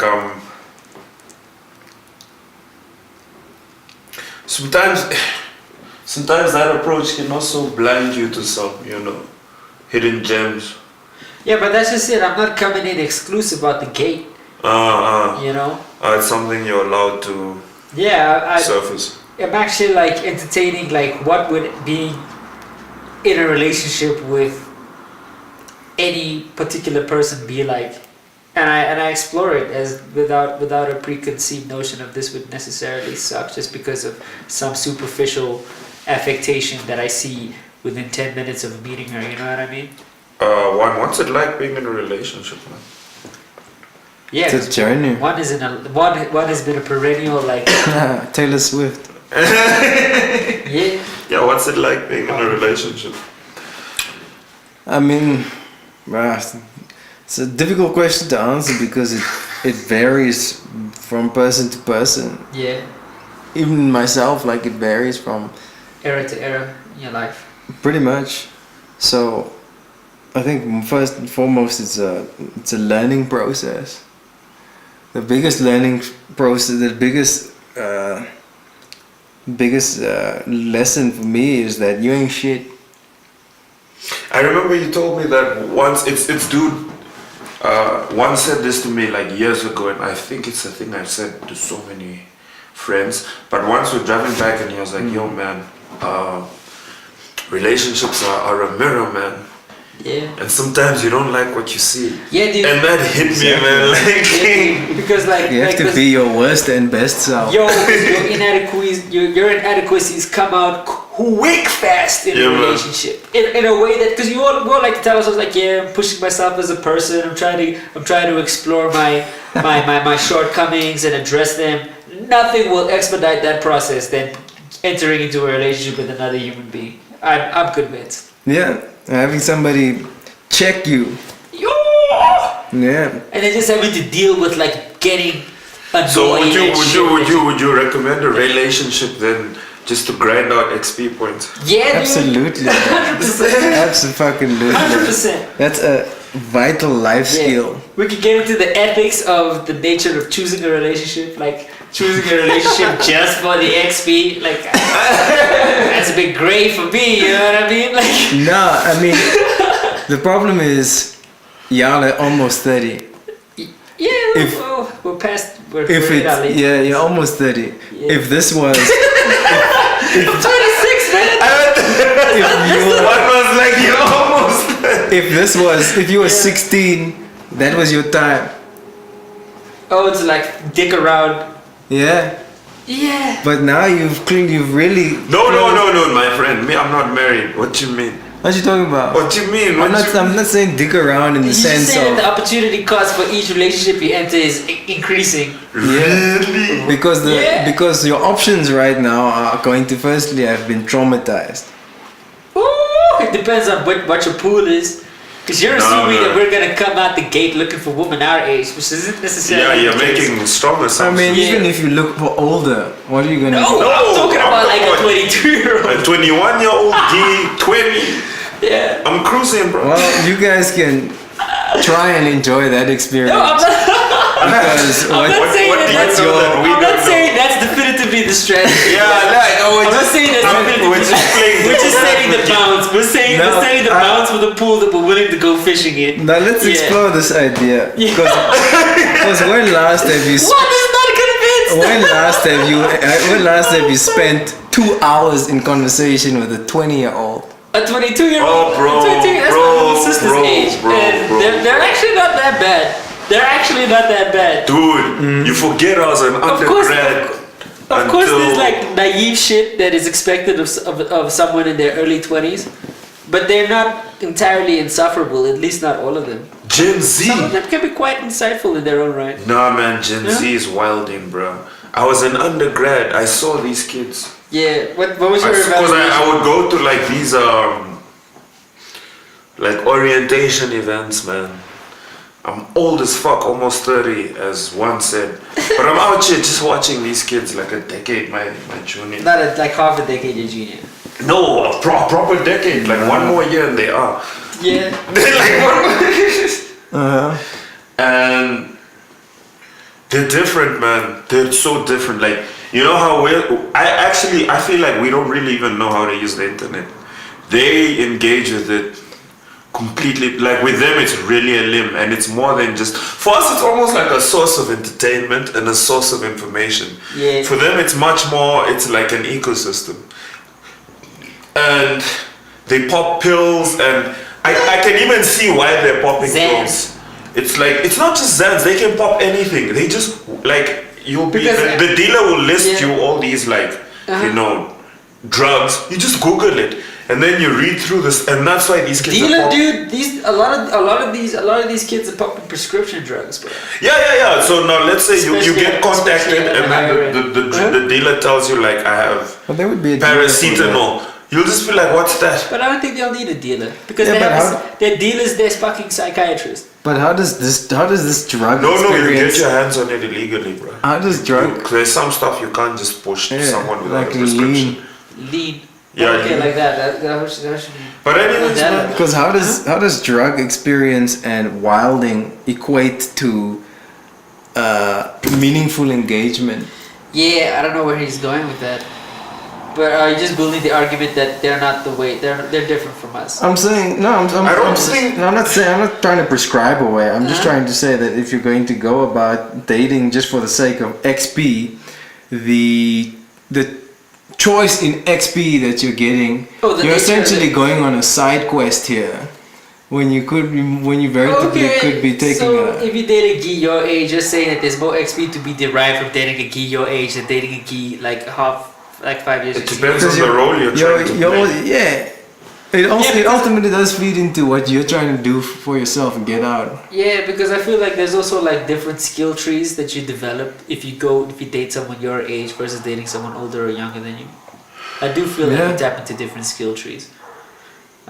And also, man, at my age, it's weird because just because I date someone at my age, it's like people are so varied in their life paths, man. Could easily find a 26-year-old Guy that's way like behind me on her life path, and vice versa. I could also find another one. You find a 30-year-old with a comparable level of emotional development as a 21-year-old, hypothetically. I don't think that's 21. No, that's a spice. Because that's the fundamental point is of dating in general. I think, or the XP that comes out of it is what were you just saying now? I was just basically saying that the guzas are different. A 26-year-old, it's super varied. You know what I'm saying? And that also ties back into why I'm cool with young Guy. You can get a very serious 22-year-old. I mean, my last flame was it's like a journalist. There are 22-year-olds who will surprise you. I'll give you that. I don't think it's intrinsically subpar experience. I don't think it's intrinsically subpar by any shout. It can be, definitely, very easily, almost more often than not.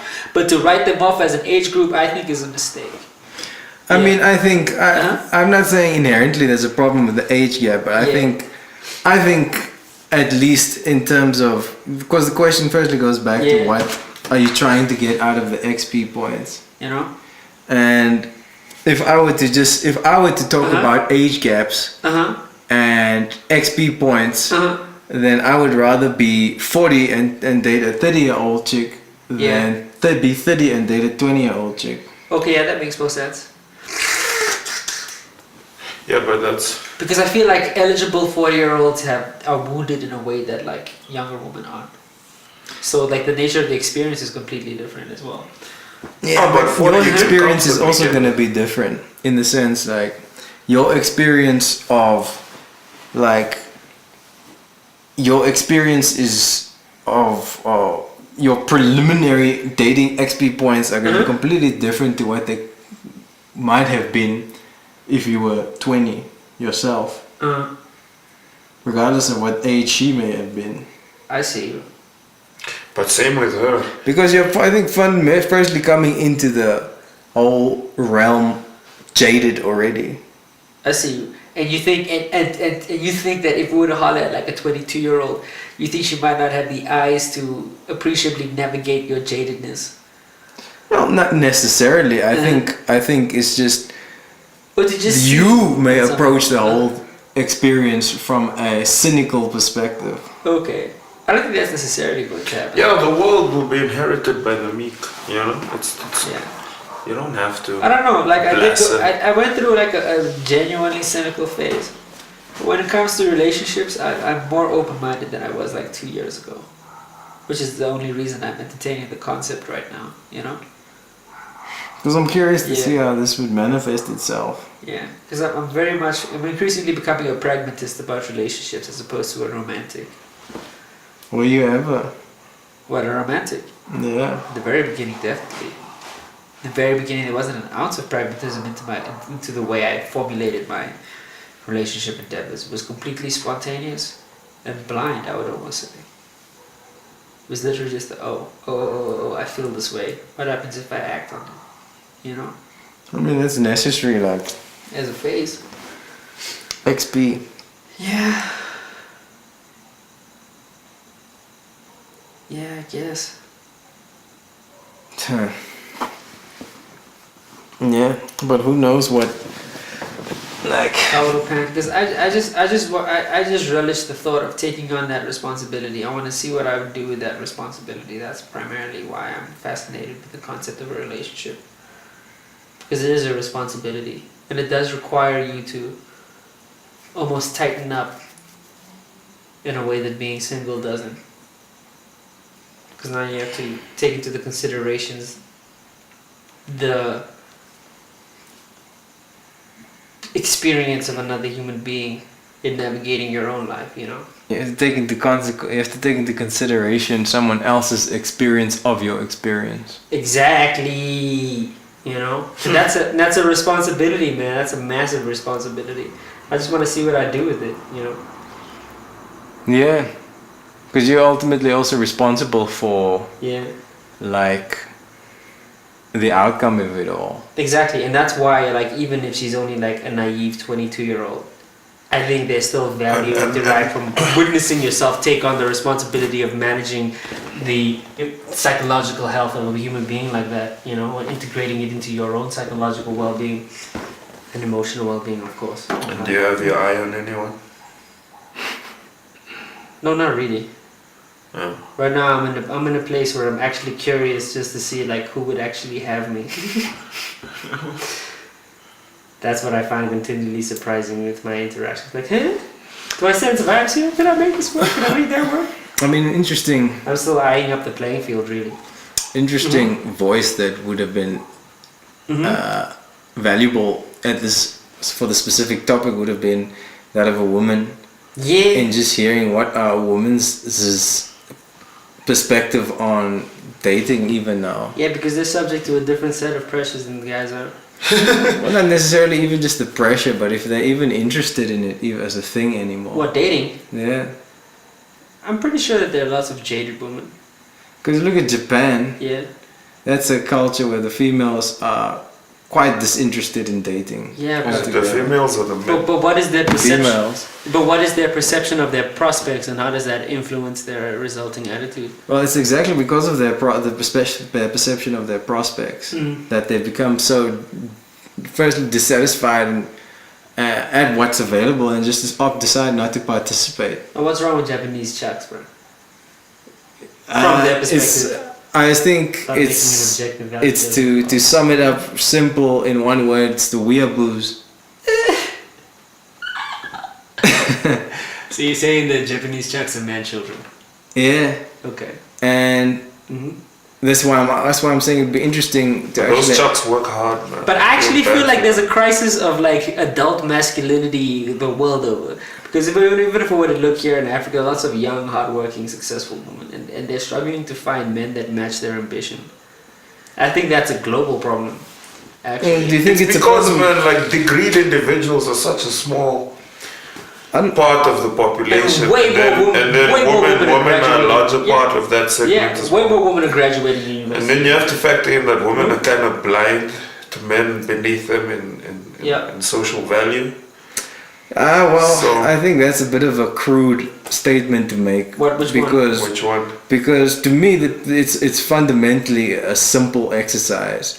Is can you and your role in somebody's life appreciably make them happier?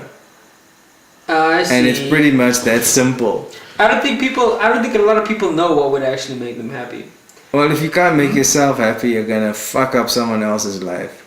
Yeah, but how many people are actually happy? And how come it works with friends? It's like, dude, me and my friends. Because you can go trash in home. life. Oh, you go home and be trash alone.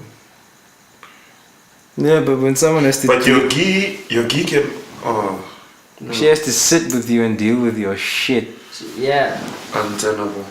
Yep. Yeah. So that's why I'm saying the perspective of a woman would be interesting, because I think we may be reaching a Japanese situation where the male prospects are just so shit that they may completely be disinterested in dating. But the data is showing that, I keep saying this, that the top 20% of niggas have more gozas than ever before. But that's precisely because top 20% in social value. Yeah, but that's How do you precisely measure that?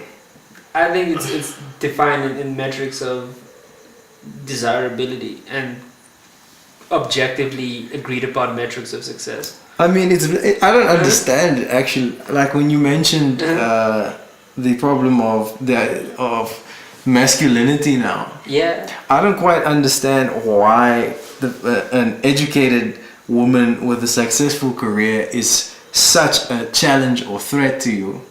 Because if you're not as educated as she is, or if you're not in a position to be making as much money as her, which is becoming increasingly common. A lot of people tie their masculinity, their sense of self-worth, their ability to provide for a woman.